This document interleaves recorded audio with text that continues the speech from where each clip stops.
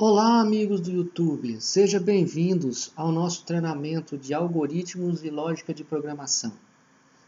Veremos hoje o que é lógica de programação. Estaremos definindo o que é lógica de programação. Para usar o raciocínio lógico, é necessário ter o domínio do pensar, bem como saber, ou seja, possuir e usar a arte de pensar. Pode-se dizer que lógica é a ciência que estuda as leis e os critérios de validade que regem o pensamento e a demonstração, ou seja, ciência dos princípios formais do raciocínio. Podemos relacionar a lógica com a correção do pensamento, pois uma de suas preocupações é determinar quais operações são válidas e quais não são, fazendo a análise das formas e leis do pensamento. Para usar o raciocínio lógico, um fator a ser considerado por todos, mas principalmente pelos profissionais da área de tecnologia de informação, que estão envolvidos no desenvolvimento da programação de computadores, no seu dia a dia, dentro das grandes organizações, corporações, é solucionar problemas, atingindo os objetivos apresentados por seus usuários, com eficiência e eficácia, aplicando, utilizando recursos computacionais ou automatizados mecatronicamente. Saber lidar com problemas de ordem administrativa, de controle, de planejamento, é de estratégia, requer atenção e boa performance de conhecimento do pensar e do realizar. É necessário considerar que ninguém ensina ninguém a pensar, pois as pessoas já nascem com esse dom. Vamos falar agora sobre o uso da lógica da programação em computadores. Muitos profissionais da área de programação de computadores, principalmente os mais experientes, os cautelosos e cuidadosos, buscam elaborar seus programas com base em um projeto que aborde os aspectos técnicos, todos os aspectos do desenvolvimento, com atenção grande e especial sempre para a parte de projeto lógico. O que seria o projeto lógico? O projeto lógico de um programa ou conjunto de programa é idealizado utilizando ferramentas gráficas e textuais. Vai ser o momento de eu estar determinando a lógica do programa que estará sendo desenvolvido, da aplicação que estará sendo desenvolvida. Uma delas é o diagrama de blocos. São instrumentos que estabelecem visualmente a sequência de operações a ser efetuada por um programa de computador. Como o próprio nome diz, e a definição, é uma sequência. Será definida uma sequência de regras para que seja estabelecida a operação a ser efetuada por um programa de computador. Na elaboração dos diagramas, não se leva em consideração particularidades e detalhamentos sintáticos e estruturais utilizados por uma linguagem de computador. Apenas as ações a serem realizadas, os processos que deverão ser seguidos para atingir o procedimento, para atingir a solução do problema. São ferramentas que possibilitam definir o detalhamento operacional que um programa deve executar, sendo um instrumento tão valioso quanto uma planta para um engenheiro ou um arquiteto. Temos aqui exemplos de diagramas de blocos. Verificamos que existem alguns símbolos que têm o seu significado na implementação do diagrama de blocos. Cada símbolo desse, como veremos nos próximos vídeos, será apresentada a sua funcionalidade. Nesse exato momento, é apenas uma demonstração gráfica do que é um diagrama de blocos. Não vamos entrar em detalhes neste momento, mas já fica apresentado como que é o diagrama de blocos. Nós temos também as ferramentas textuais, conhecidas também como pseudocódigos ou metalinguagens. Permite descrever de forma simples e sem o rigor técnico de uma linguagem de programação formal. O que isso quer dizer? Nós podemos escrever instruções do nosso código, mas sem preocupar com a linguagem que foi escolhida, com as particularidades da linguagem. Deixamos isso para depois, quando pegarmos o nosso algoritmo feito na ferramenta textual e estarmos convertendo para a linguagem de programação selecionada.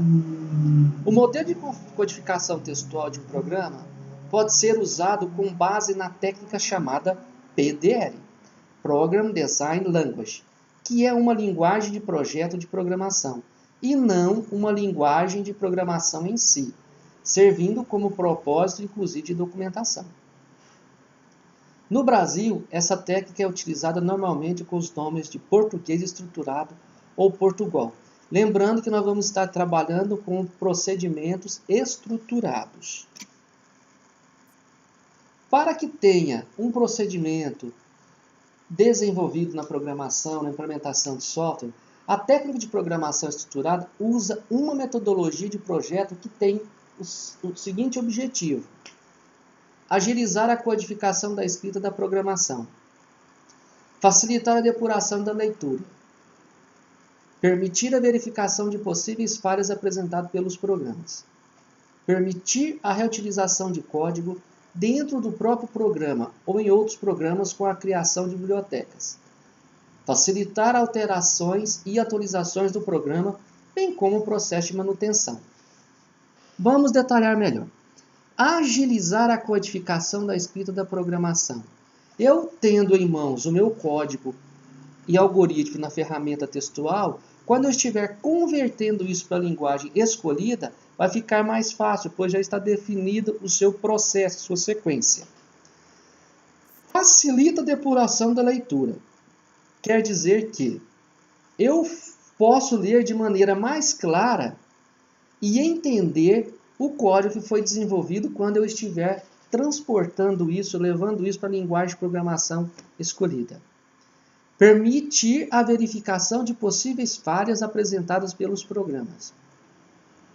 Eu posso, nesse momento, encontrar erros no momento de estar passando para a linguagem de programação selecionada. Nesse momento, eu aplico a correção. Permitir a reutilização de código dentro do próprio programa ou em outros programas com a criação de bibliotecas. Essas bibliotecas são códigos que podem ser utilizados em outros pedaços de código do programa.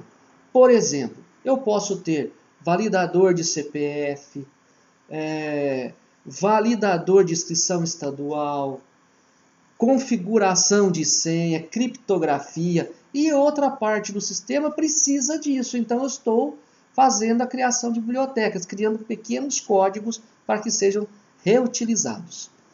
Facilitar alterações e atualizações dos programas, bem como o processo de manutenção.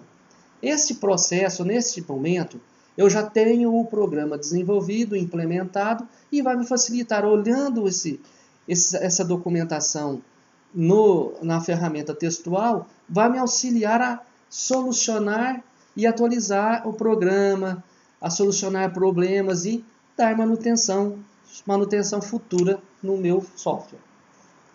Devemos verificar também que deve ser composta de 4 passos fundamentais. Escrever instruções ligadas entre si apenas por estruturas sequenciais, tomadas de decisão, laços de repetição e de selecionamento. Estaremos vendo todas essas instruções no decorrer do nosso treinamento. Escrever instruções em grupos pequenos e combiná-las na forma de subrotinas ou de modos estruturados orientados a objeto. Foi o que nós já falamos. Fazer pequenos blocos para que seja reutilizado. Distribuir modos do programa entre diferentes programadores, que trabalharão sob a supervisão de um programador sênior, chefe de programação e análise de sistema de informação. Seguinte, a informação seria direcionada para programadores. Um ficaria com contas a pagar, outro com receber, outro ficaria com contabilidade, outro com vendas e outro com compras. Cada um estaria trabalhando no seu módulo separado do programa. Porém, você vai ter as suas rotinas, seus subcódigos que estarão sendo aproveitados por todos eles.